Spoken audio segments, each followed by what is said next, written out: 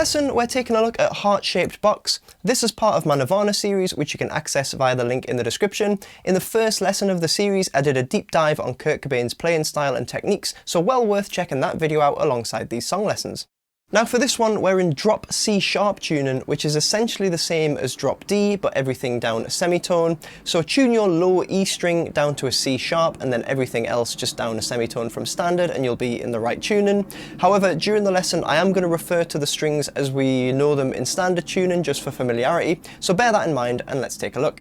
So starting with the intro and verse, you want to give the sound a slight bit of grit, but don't go too heavy on the distortion because you want to save the full distorted sound for the chorus, but a little bit of reverb is quite nice to add in as well for some ambience. Now chords wise, we're starting with just an open A power chord rooted off the A string, and picking, we're going to be doing the A string, D string, G string, then back to the D string, and I'm picking down, down, up, down. Next, we're going to bring the second finger in to bar the bottom three strings on the 3rd fret, and this gives us kind of an F power chord relative to this tuning. And we're going to be doing the same picking pattern, but starting from the bottom string. So it's going to be E string, A string, D string, A string. And once again, I'm picking down, down, up, down. Then you're just going to take the hand off the guitar, and you've got this open power chord on the bottom 3 strings. What I'm doing there is I'm picking the bottom string, letting it sustain for a little bit, and then I'm picking A string, D string, and then A string, D string, A string. So we put that together. And in terms of picking direction, down, down, up, down, up, down. You don't have to follow that picking direction exactly, but just gives you an idea in case you're not sure what to do. So in terms of the timing, we're going 1 and 2 and 3 and 4 and 1 and 2 and 3 and 4 and. So it's mainly the timing of the picks on that open chord at the end that you've got to watch out for. And then when the progression repeats, we've got this new ending.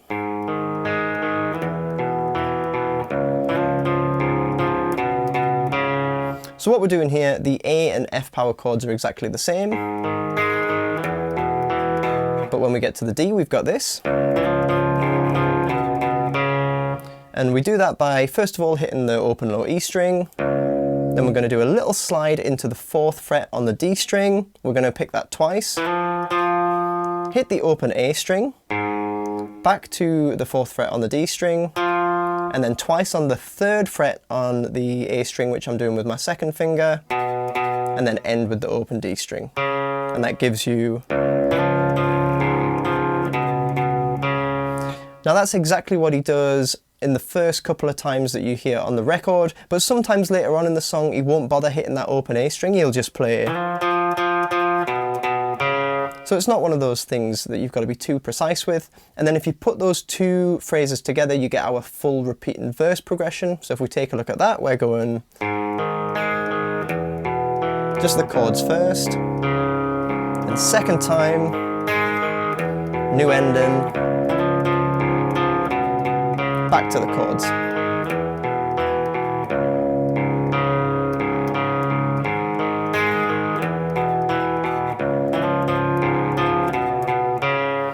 And it just repeats like that with the vocals over the top.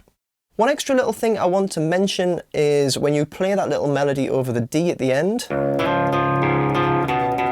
make sure that the low string rings out the whole time. I kept finding when I was practicing it that just out of habit my thumb would come over and mute the bottom string, but it sounds far better just to let that string ring out and then the melody sort of harmonizes over the top. And final thing to mention, when you get to the very end of the verse and you're transferring to the chorus, you want to click the distortion in when you play that melody.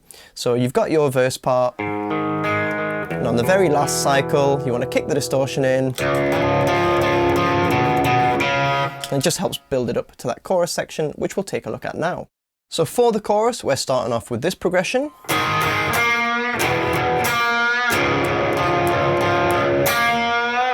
Which repeats 6 times in the original track. So what we're doing here is we're starting with just 2 down strums on the open A power chord. Then I'm doing this curl. and I'm using the third finger to grab the 4th fret of the G string. I'm muting all the other strings with my 1st and 2nd finger, so I can strum the strings to get a bit of aggression, and then I'm just pulling the string down to get a little bit of a raise in pitch. It's got to be quite gradual, you don't want to do too quick. You can actually bend the string either upwards or downwards physically, so I like to pull it down, I think it feels a little bit better. But you could push it up if it feels easier for you. As long as you get that curl sound on the note. Then we're going to the F power chord, so using the 2nd finger to bar the bottom 3 strings on the 3rd fret, and then the same curl with the 3rd finger on the 4th fret G. So put those two together. And then finally we're onto the open D chord, and we're going to do this pattern. Now it doesn't have to be exact this one, you can sort of improvise it a bit, but I'm essentially doing some down strums just on the open low 3 strings. And then I'm occasionally just bouncing off the 4th fret on the D string, which is the same note that we had in the verse. As I say, it doesn't have to be perfect. I'm going... So 2 on the bottom string, and then D string, bottom string, D string, bottom string, and then ending with the curl. So you get... Feels quite good to do that for me, but I think on the original track there's a few guitars layered here. So I think one of them in the background is just playing the same ending as the verse, and then an overdubbed guitar is doing the curl. So as long as you get the aggression and the kind of sound that you want, it doesn't have to be super specific.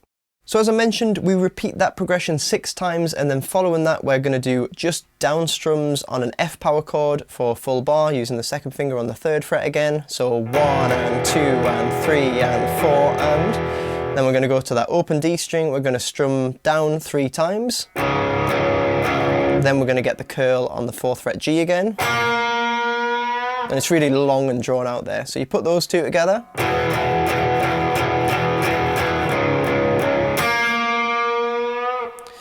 And then on the final part of the chorus, we're going to do the down strums on the F again,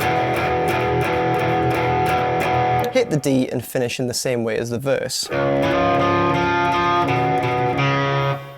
So just to recap the full chorus, we're starting with the 2 down strums and the curl on each chord, then the D, repeat that,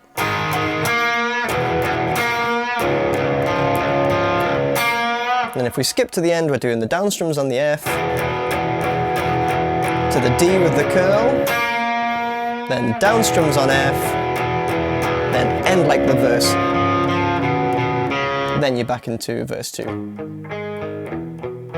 Or going straight into the solo if you're finishing the 2nd chorus. And I just want to go over the final chorus because it's a bit extended. So after that initial progression, which we play 6 times, when we get to the down strums on the F and then the D chord with the curl, we're going to repeat that 3 times as well. So we're going to have the F, to the D with the curl, and again. Then one final time. Then the very end of the song, we're doing the down strums on the F once more. Then the verse ending, but with a ral, so just slowing down as you play those final few notes. And it actually just rings out on that 3rd fret on the A string there. So that's the very end of the song.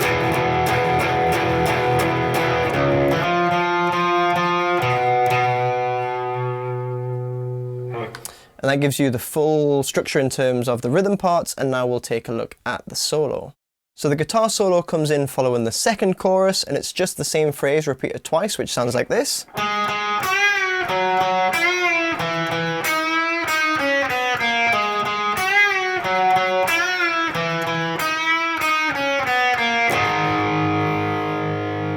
So what we're doing here is we're starting with 2 picks on the 7th fret of the D string using the 1st finger.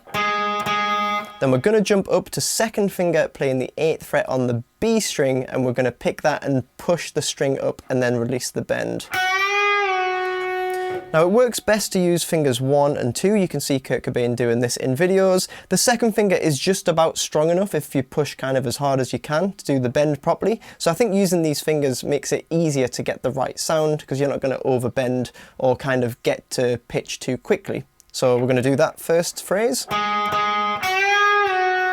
Then simply move everything down 2 frets, so we're now lined up with the 5th and 6th frets and do exactly the same thing.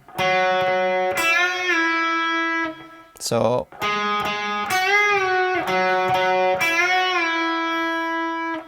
for the next phrase, we're moving first finger down to the 3rd fret. We're going to get with 2 picks, but now we're going to use 3rd finger to bend the 5th fret on the B string, so it's a 2 fret gap for the bend rather than a 1 fret gap.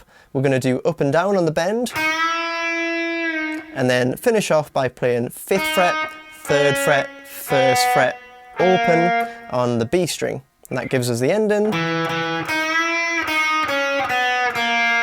When you play the open string, it gives you a chance to move the hand back up the neck so you can repeat the phrase again. So put those 2 repetitions together.